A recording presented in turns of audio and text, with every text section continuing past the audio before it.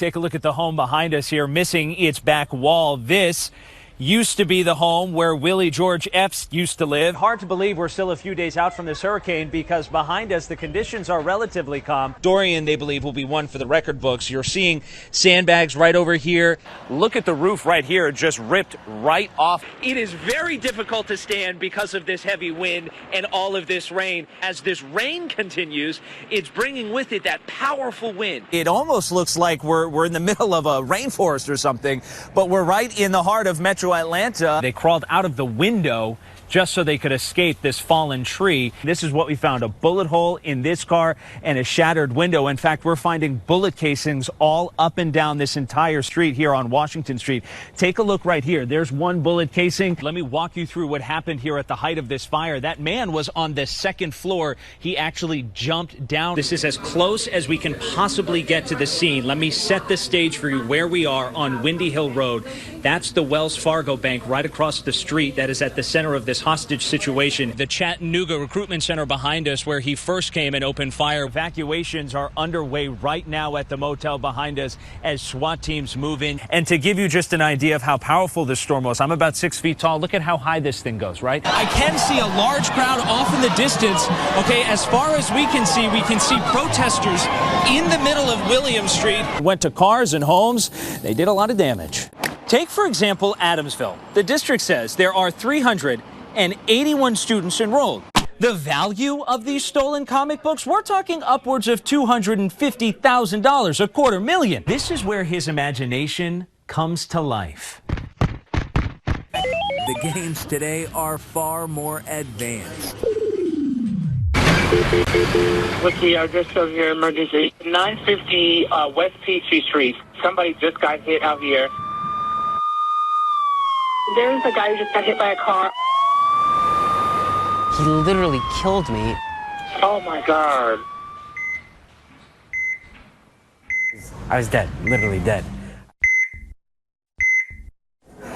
Exhale up, inhale down. For Vinny Lorendi, How's your shoulder feeling? You think we can get your arms up above your head today?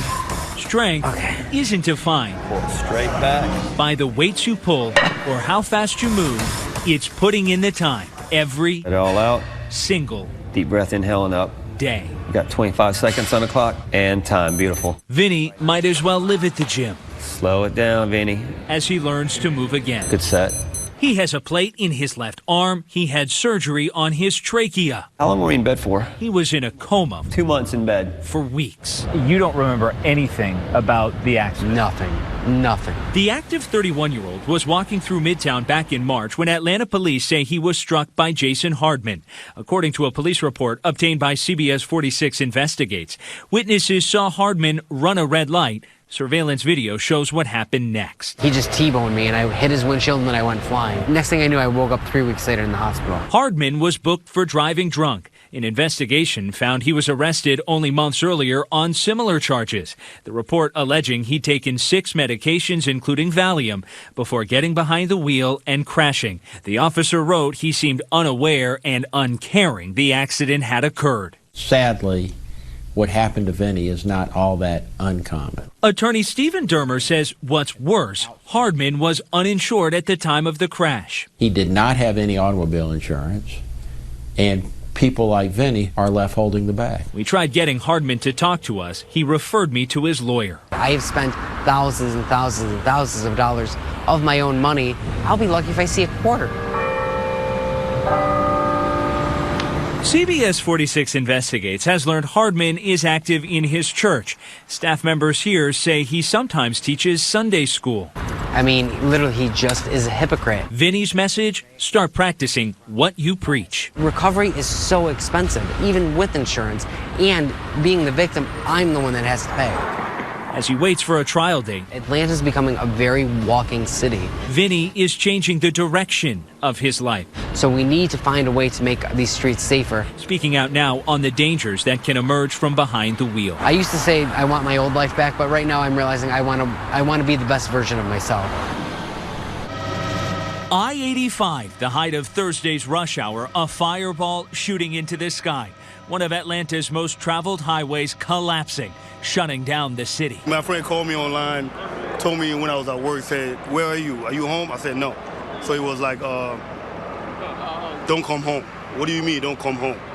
The bridge right by the house collapsed. We're trying to determine everything we can about how quick can we repair it and get it back in service. The governor confirming there are no reports of any injuries. Firefighters working for hours as traffic was at a standstill. It's going to take some time to get it repaired and get it back in service. Investigators now digging into the cause of the fire. Spools of fiber optic cable stored under the interstate, likely fueling the flames. The view from Google Earth on the ground giving us a look at just how much there was. I know there was a lot of that around there, and obviously that was plastic that was burning. But this is a big deal. Overnight, drivers seen abandoning their cars on the highway, a sight this city has never seen before. I don't have the ability to tell you how long this incident will take to correct or to restore on travel on Interstate I-85 northbound or southbound. Repair to this essential interstate is our top priority. And the question this morning is, how long will those repairs take? Again, behind us, Piedmont Road is blocked off right by the highway underpass, and it will stay that way for some time. You can see the activity over my shoulder. For a closer look at what drivers can expect and how they had to deal with this overnight and into this morning, my colleague Rebecca Schramm, she's live this morning in Buckhead. Rebecca, what's it look like where you are? Tonight, the final scenic sunset before Dorian's arrival. Coastal Georgia remains under a state of emergency. Atlantic Ocean early Wednesday, howling. The ocean is very angry right now. Yeah, I've never seen it this angry. The views at Bulls Inlet, breathtaking. That's why I'm just taking pictures. I mean, it's just... and dangerous. It's amazing. So every storm, it changes. I mean, it's just amazing. Yeah, I think this thing's going to get rough here in a little bit. We're going to probably start getting a lot of these outer bands and getting a lot of rain in here. Brant Davis is known as the unofficial weatherman on St. Simon's Island. But we're ready to go. We got some generators. We're set to go in case we lose power. Plenty of cold beers. He's seen hurricanes here before. You know, everything, all this over here, whoa, that wasn't the hat you catch. And he gave us a tour of the area. It is a way of life, I guess. As Dorian moved in. This thing is going so slow that we're about to run out of time, and I think, you know, it's kind of we're flipping a coin on this one, I guess. You know, if it wiggles any to the left, we're going to be in trouble. This coastal community still under a mandatory evacuation. It's way less evacuated, I think, than past hurricanes and than we maybe thought it was going to be. But many are choosing to stay. I love nature, so to me it's peaceful and beautiful. We don't get this much. And ride out this storm. We've evacuated all the other hurricanes, and we just watched the storm because it was moving so slow, and it just really looked like it wasn't going to come close enough to the coast. And I'm an adrenaline junkie, and I was like, it's going to be an adventure. The punches are fast. Direction. The takedowns, Get it down there. strong. All right? When you box with Marge Kinder, A jab. prepare to sweat. I do 50 at a time. And be amazed. Give me that mean face, Susan. By how these athletes are redefining strength. Girl, keep going with it. I am inspired every day by these people. Their grandparents, some even great-grandparents, giving it their all. Nice rotation. I'm hot. I'm sweating. I'm tired. Learning to fight the disease that connects them. It just took the things I've been used to doing all my life. I found I couldn't do some of them. George Bevels is a Marine veteran, diagnosed with Parkinson's 2 years ago.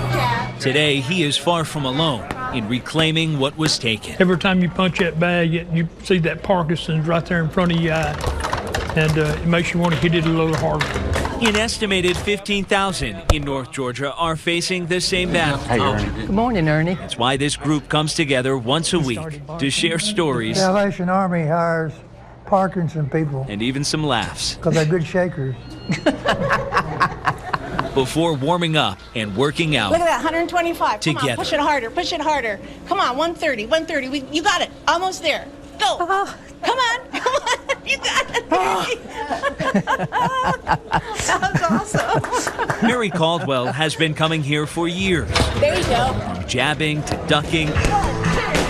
The intense workout plan is designed to stop Parkinson's from spreading. I'm done too. I'm about headed.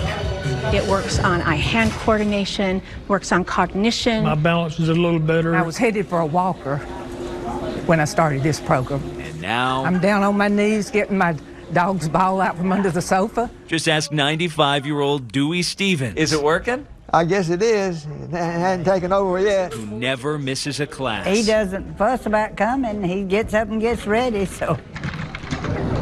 They're all in the fight of their lives, and they're swinging back, one punch at a time. Can't cross us.